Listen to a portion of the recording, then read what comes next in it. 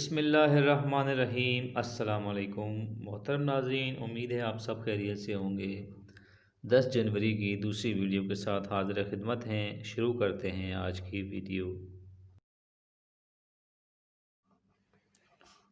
Indonesia میں Jakarta سے Monte young جانے والے لاپتہ مسافر طیارے بوئنگ 737 کا ملبہ مل گیا۔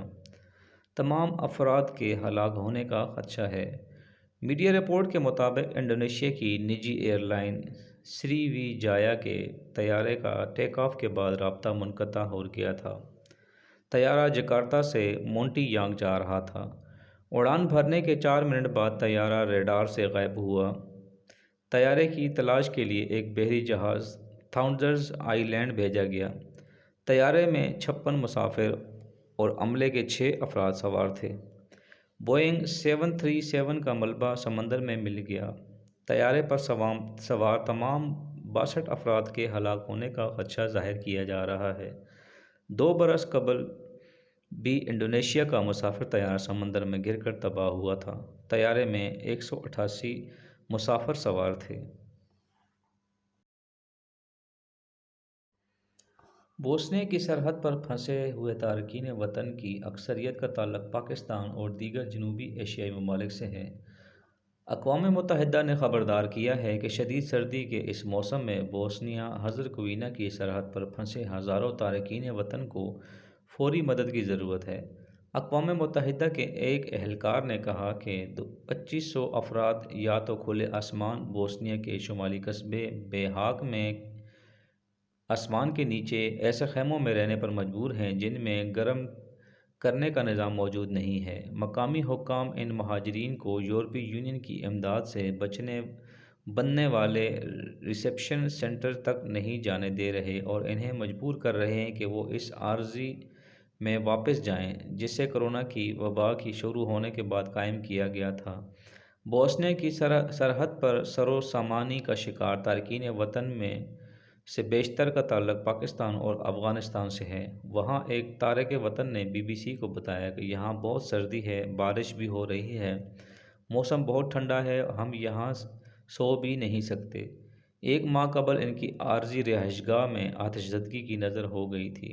بوسنیا کی پولیس نے پناہ گزینوں پر ہی شبہ ظاہر کیا ہے کہ انہوں نے بطور احتجاج یہ آگ لگائی۔ اقوام متحدہ کے ادارے انٹرنیشنل آرگنائزیشن فار مائیگریشن کے ایک اہلکار پیٹر وان ڈر اورڈ نے ٹوئٹر پر ایسے فوٹو شیئر کیے جس میں بوسنیا کی فوج کو لیپا کے کیمپ میں ٹینٹ لگاتے ہوئے نظر آ رہی ہے۔ بوسنیا کی فوج لیپا میں تارکین وطن کے عارضی خیمے نصب کر رہی ہے۔ IOM اہلکار نے اپنے حالیہ پیغام میں کہا کہ لیپا میں برف کا فرش بچھ چکا ہے اور ان مہاجرین کی گرم خیموں میں منتقلی کی جا رہی ہے اور یہ بہت اہم قدم ہے۔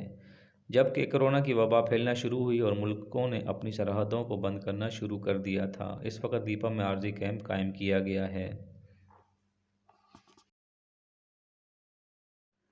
بھارتی فوج نے دعویٰ کیا ہے کہ اس نے لداخ میں ایک چینی فوجی کو گرفتار کر لیا۔ فرانسیسی خبر رساں ادارے AFP کے مطابق گزشتہ برس جون میں لداخ میں بھارت اور چین کے فوجوں کے درمیان جھڑپ کے بعد یہ دوسری گرفتاری ہے۔ اس جھڑپ میں 20 بھارتی فوجی اہلکار ہلاک ہوئے تھے جبکہ چینی فوجی کے اہلکار بھی مارے گئے تھے، لیکن ان کی صحیح تعداد کا علم نہیں ہو سکا تھا۔ بھارت اور چین نے جھڑپ کے بعد لداخ میں ہزاروں اضافی فوجی تعینات کر دیے تھے۔ بھارتی فوج نے ایک بیان میں کہا کہ پیپلز لبریشن آرمی کے فوجی کو جمعے کی صبح لائن آف کنٹرول پر بھارتی علاقے سے گرفتار کیا گیا تھا۔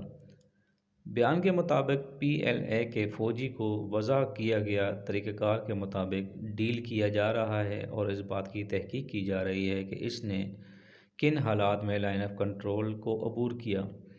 بھارت نے گزشتہ برس اکتوبر میں بھی ایک چینی فوجی کو کچھ دیر کے لیے تحویل میں لیا تھا اور بھارت اور چین کے درمیان گزشتہ 70 برسوں سے سرحدی تنازع چل رہا ہے۔ 1962 میں ایک جنگ بھی ہو چکی ہے۔ دونوں ممالک حالیہ کشیدگی کا ذمہ دار ایک دوسرے کو ٹھہراتے رہے ہیں۔ جمعے کو بھارتی وزارت خارجہ نے کہا کہ دونوں ممالک نے مذاکرات کے نئے دور پر اتفاق کیا ہے۔ دونوں اطراف نے آپس میں رابطہ بحال رکھا تاکہ کسی غلط فہمی سے بچا جا سکے۔ امریکی پارلیمنٹ پر دھاوے کے دوران اسپیکر نینسی پیلوسی کا پوڈیم چوری کرنے والے شخص کو گرفتار کر لیا گیا ہے۔ 36 سالہ ایڈم جانسن کو فیڈرل مارشلز نے فلوریڈا سے گرفتار کر کے پینلز کنٹری جیل میں رکھا گیا ہے۔ نفسیات میں گریجویشن کرنے والا ایڈم جانسن لکڑی کا فرنیچر بنانے کا کام کرتا ہے۔ کیپٹل ہل پر حملے کے دوران ایڈم جانسن کی ایک تصویر وائرل ہوئی تھی جس میں انہوں نے امریکی اسپیکر نینسی پیلوسی کے دفتر کا پوڈیم اٹھا رکھا تھا اور مسکرا رہے تھے۔ بین الاقوامی جریدے کے مطابق جانسن 5 بچوں کے والد ہیں اور ان کی اہلیہ ڈاکٹر ہے۔ اس سے قبل ایڈم جانسن کو چرس کے قبضے اور پروہیبیشن چارجز کی خلاف ورزی کرنے کا سامنا کرنا پڑا ہے۔ بدھ کو امریکی دارالحکومت واشنگٹن میں صدر ٹرمپ کے حامیوں نے کیپٹل ہل پر دھاوا بول دیا تھا جس کی وجہ سے صدر بائیڈن کے انتخاب کی توثیق کی کارروائی 6 گھنٹے تک رکی رہی۔ تاہم 6 گھنٹوں بعد ہنگامہ آرائی اور افراتفری کی صورتحال کے بعد پولیس نے کیپٹل ہل کی عمارت اور ارد گرد صورتحال کو قابو کیا اور چند گھنٹوں کی کارروائی کے بعد جو بائیڈن کی جیت کی امریکی کانگریس نے باقاعدہ توثیق کی۔ کانگریس کی توثیق کے بعد جو بائیڈن امریکہ کے 46ویں صدر بن گئے ہیں اور 20 جنوری کو اپنے عہدے کا حلف اٹھائیں گے۔ چند ہی روز میں اپنے عہدے سے رخصت ہونے والے امریکی صدر ٹرمپ اور ایوان نمائندگان کی ڈیموکریٹک اسپیکر نینسی پیلوسی امریکہ کانگریس کے ایوان نمائندگان کہلانے والے ایوان زیری کے ڈیموکریٹک خاتون اسپیکر نینسی پیلوسی کے مطابق انہیں تشویش ہے کہ موجودہ ریپبلکن صدر ٹرمپ 20 جنوری کو ختم ہونے والی اپنی صدارتی عہدے کی مدت کے آخری دنوں میں ممکنہ طور پر کسی ملک پر جوہری ہتھیاروں سے حملہ بھی کر سکتے ہیں۔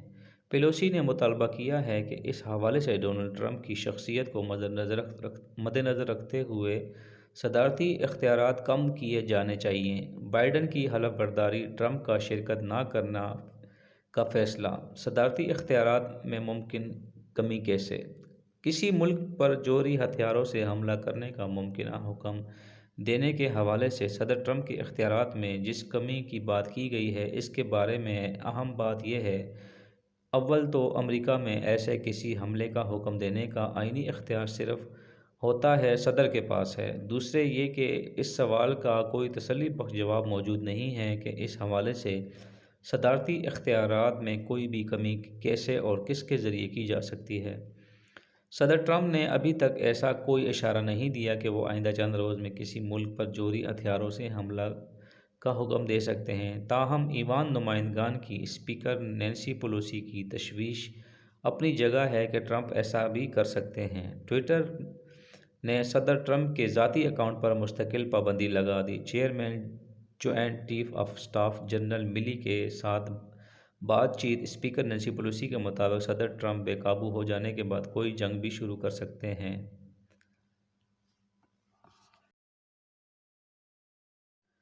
کورونا کے بچاؤ کی ویکسین آنے سے پہلے ہی ہسپتالوں میں تربیت شروع کر دی گئی۔ مفت ویکسینیشن کے لیے شہریوں کی رجسٹریشن کا آن لائن سسٹم بھی بنا لیا گیا۔ پاکستان میں کورونا وائرس سے بچاؤ کی ویکسین رواں ماہ کے آخر تک پہنچنے کا امکان ہے۔ کورونا وائرس کے خلاف دفاع اور مدافعتی نظام مضبوط تر بنانے کے لیے سرکاری سطح پر مفت ویکسینیشن کو مؤثر اور محفوظ بنانے کے لیے اسپتالوں میں عملے کی پیشگی ٹریننگ کا آغاز کر دیا گیا ہے، جس کے لیے دیگر امراض کی ویکسینیشن استعمال ہو رہی ہے۔ رپورٹ کے مطابق اینٹی کورونا ویکسین کے لیے شہریوں کی آن لائن رجسٹریشن بھی بہت آسان ہوگی۔ حکام کا کہنا ہے کہ رجسٹریشن کے لیے کوئی بھی اپنا شناختی کارڈ نمبر 116 پر بھیج سکتا ہے۔ ایپلیکیشن کے ذریعے آپ کو ویکسینیشن سینٹر، اسپتال کا نام، تاریخ اور وقت بھی بتا دیا جائے گا۔ ڈائریکٹر ای پی آئی ڈاکٹر صوفیہ یونس کا کہنا ہے کہ ویکسین لگوانے کے بعد مریض کو آدھا گھنٹہ سینٹر پر ہی رکنا ہوگا۔ دوسری ڈوز 21 سے 28 دن کے وقفے سے لگے گی۔ پاکستان کو ویکسین ملتے ہی پہلے مرحلے میں فرنٹ لائن ہیلتھ ورکرز اور 65 سال سے زائد عمر کے افراد کی ویکسینیشن کی جائے گی۔ ان ٹرائل کا مقصد صرف لوگوں کو ویکسینیشن کے طریقہ کار سے آگاہی دینا ہے تاکہ وقت آنے پر اس عمل میں کوئی رکاوٹ باقی نہ رہے۔ پاکستان اب تک کرونا وائرس سے 10,598 افراد جاں بحق ہو چکے ہیں۔ 4,99,517 تصدیق شدہ کیسز میں سے 4,55,445 مریض صحت یاب ہو گئے ہیں۔ زیر علاج مریضوں میں 2,266 افراد تشویشناک ہیں۔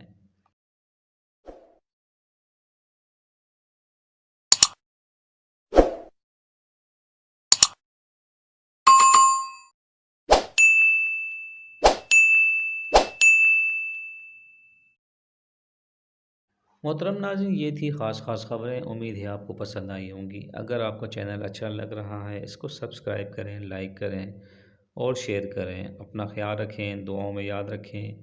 دوبارہ ملیں گے نئی ویڈیو کے ساتھ، تب تک کے لیے اللہ حافظ۔